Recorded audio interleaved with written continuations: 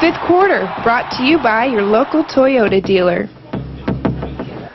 Week 10 of the high school football season, a wacky night, Sharif, up here. I'm Mark Hamlin, along with Sharif Ishak. The playoffs come up starting next week, week 1, and this is the final week of regular season play. Some great matchups.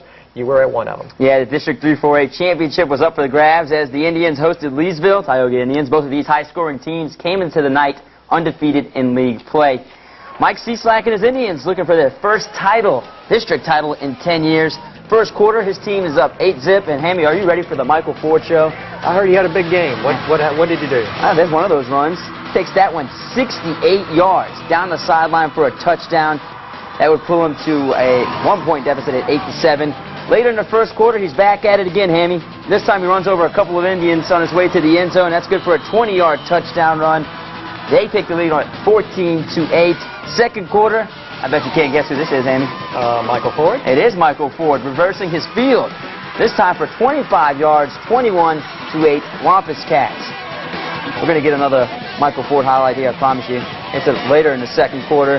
This is just a meager 10-yard run right up the gut, Hammy. How many touchdowns did he score? At that point, it was 4. 28-8 right there. This is third quarter. The Indians scratching their way back in it. They're down 28-15 until Terrence Dorsey hits Elon Grinstead for a 60-yard touchdown pass. That cut it to 28-22. This is late in the fourth quarter. They're going for it on fourth down, but the pass falls incomplete on the ensuing drive. There you go, Hammy. His 5th touchdown. Michael Ford takes it for a 25-yard touchdown. His stats were 6, 37 carries, 443 yards, 6 touchdowns. Leesville wins 42-29. Talented player. LSU's getting a good running back. They're going to need him. All right, we're going to go to Ashton Peabody. Ashton pretty much needs to win this game to get in the playoffs. They're moving it down the field. Creed Walters finds Darrell Sargent as the Trojans would build a 7-0 lead on that drive. Here's a pretty crazy play. Peabody quarterback Alaric Jones is hit and he fumbles the ball. And a big offensive lineman falls on it, picks it up. Crazy, just like this night, Hammy.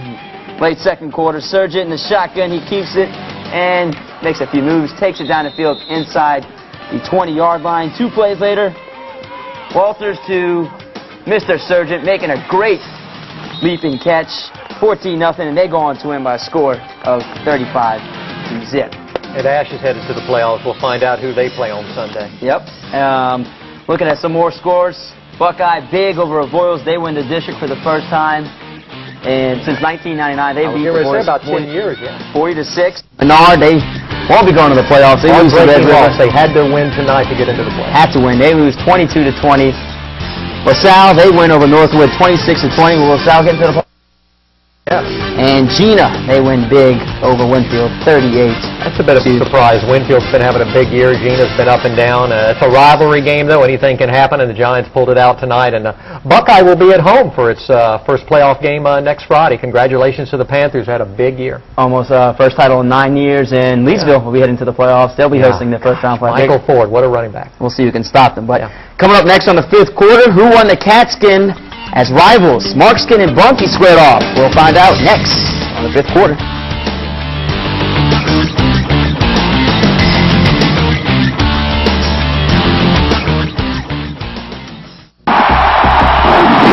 The 5th quarter, brought to you by your local Toyota dealer. We are back on the 5th quarter with highlights from one of the best rivalries in central Louisiana. We'll go to Avoyelles Parish. Bunkie and Marksville squared off. They played for the Catskin in this ball game, and here we have a dance-off between the mascots. The Panther and the Tiger go at it before the contest began, and we'll start in the first quarter here. The Tigers are driving. Jake Dunbar, the Marksville quarterback, will throw it up in the end zone, but Kedrick Leary of Bunkie will come down with it, stalling the Tiger drive. Second quarter, still no score. Hudson Bain, the Bunkie quarterback, to Leary, this time on offense, the long TD toss, and Bunkie leads 7-0 in this ball game. Marksville would answer, though. They come right back. Dunbar with a long touchdown pass of his own. Extra point no good. Bunkie still led. It was 7-6. Kedrick Leary with a huge game for Bunkie. Here, the interception, and he will return it about 80 yards for the Bunkie touchdown. They led 14-6 at the half against Marksville. In Bunkie, they win the Catskins. Bit of an upset as they beat Marksville 21-15. The Tigers close out the season with 2 straight district losses. Mark Hamlin promises to do those dance moves after the show. I'd hurt myself, Sheree. Pineville, they finished up at Karen Crow in the second quarter. Ricky Johnson for the Bears, a quarterback sneak. It was 17-13 Karen Crow. The Rebs answer Matt Scott to Raymond Roberts down to about the 1. That set up a touchdown, and Pineville back on top 20-17. Then later, the Rebel defense will force a fumble, and that's Nick Powell. He will scoop it up and score the Rebel touchdown. The Rebs finish a tough season with the win as they beat Karen Crow tonight. It was 27-26. Pineville, their 3rd win of the season. Some more scores to report. DeQuincy wins at Oakdale. It was 25-6. Rose Pine, they're headed for the playoffs as they beat Pickering. It was 48-21. Rose Pine a winner there. Sacred Heart and Pine Prairie, no score on this ball game. Lake Providence blanked by Faraday. Faraday wins it 28-0. Well, there was plenty of Thursday night high school football. We have highlights from the Bolton-Vidalia game last night. First quarter, Zeke Johnson for the Bolton Bears will score. Bolton led Vidalia early on. It was 7-6. Then later in the quarter, Kevin Johnson, the Vidalia star running back, he'll score. 2-point conversion fails. The Vikes back on top, 12-7. Then right before the half, Vidalia strikes. Caleb Vines to Quan Riley for a Viking touchdown, and Vidalia led 18-7 at the half. They win it 40-28 and eliminate Bolton from playoff contention. Some other Thursday night scores. Block over Lakeview 34-12. The Bears more than likely in the playoffs. Grant falls to Farmerville 68-21. St. Mary's wrapped up a playoff spot last night. They beat Montgomery in a high-scoring game 52-42. And Southwood over Natchitoches Central, a rough year for the Chiefs. Southwood won that game 24-14. And Sharif, a big win for Bunkie tonight. They've struggled a bit this year, but they finish on a high note, beating their rivals Marksville, so they'll take that, I'm sure. Are they going to make the playoffs? That's the big question. No, probably not. They're on the bubble. We'll find out Sunday night, though, when the playoff pairings come out. Yeah, we'll see. There you go. Up next on the 5th quarter, we'll go to our college football previews. How did LSU, or how will they do tomorrow against Alabama? What a big game. What an anticipated matchup. They've had Alabama's number in recent years. Can it continue? We'll find out next on the 5th quarter.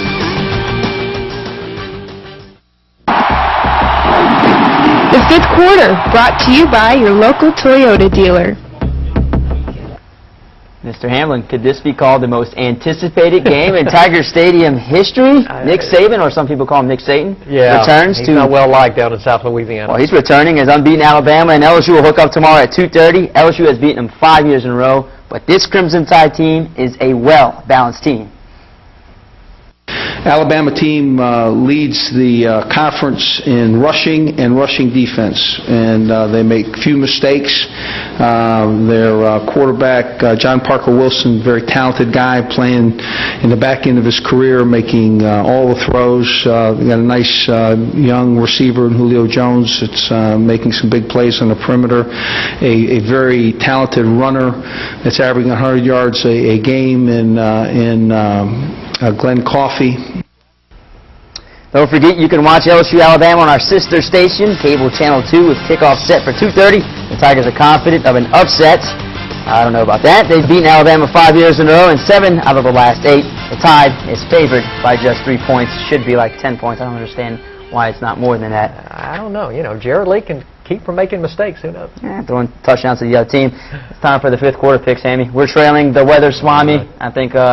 we're going to have to try playing catch-up this week. Obviously, we're going to do the LSU-Alabama game, Texas Tech, Oklahoma State, and the Saints, they're back in action as they're going to Atlanta. Key game for them with the Falcons, a divisional game.